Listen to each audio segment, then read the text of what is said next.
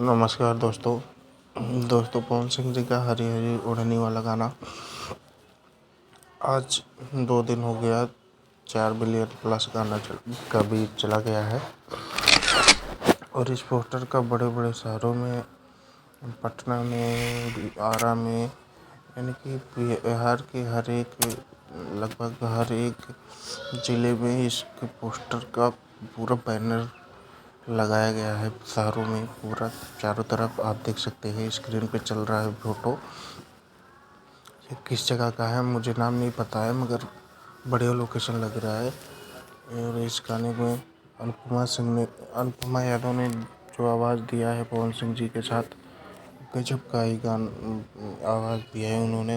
उनको लोग सब छोटा सिंगर समझ रहे थे, मगर अनुपमा यादव तो उनसे बहुत ही बड़ी सिंगर है। और इस गाने को लिखे हैं आशुतोष तिवारी जी ने। तो चलता हूँ दोस्तों, आप लोग इस गाने पे प्यार बनाए रखिए। धन्यवाद।